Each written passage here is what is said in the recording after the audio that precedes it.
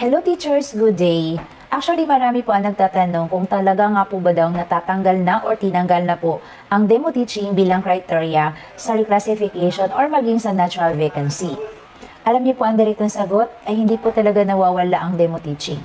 Huwag po natin kakalimutan teachers na meron pong 6 na criteria kapag tayo po ay nag-apply sa ating reclassification or natural vacancy promotion.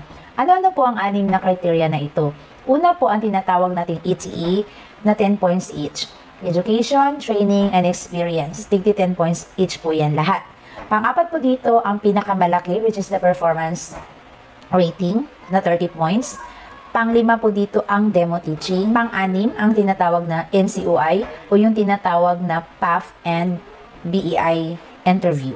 Yun po ang 6 na criteria na hindi po talaga nawawala sa criteria po ng ating reclassification.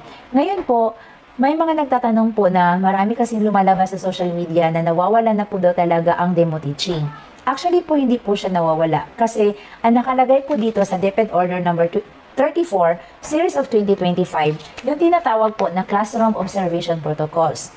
Kung dati po ay meron po tayong actual demo teaching kapag nag-apply po tayo for reclassification. Ngayon po, ang pinakamaganda po dito, as a teacher po, pwede po tayo magpa-resched ng ating demo teaching para lang po sa promotion. Yun po ang advantage.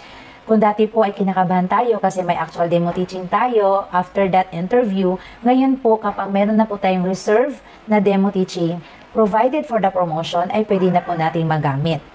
For example, pwede ka po magpa-resched ngayon or magpa-schedule ngayon ng demo teaching para po sa promotion. At para po yan magamit within a year. Meron po kasing validity ang demo teaching within a year.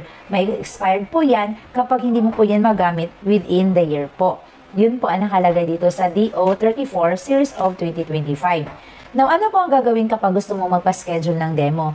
Una po ay kailangan mong ipaalam sa HRMPSB or sa HR office na magkakandak ka or pwede kang mag-demo para sa iyong promotion.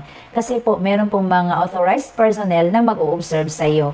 Yung subcommittee po ng HRMPSB na sila po ang authorized person na mag-o-observe sa iyo.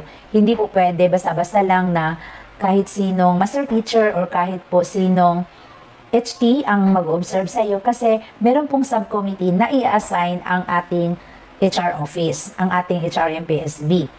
Pwede pong sa cluster or sa division, maging school head man yan or maging supervisor man yan, ay pwede rin pong mag-observe sa iyo. So yun po ang protocol sa demo teaching. Hindi po talaga siya nawawala, teachers. Huwag po kayong maniwala sa lumalabas po ngayon na balita na tinanggal na po daw ang demo teaching.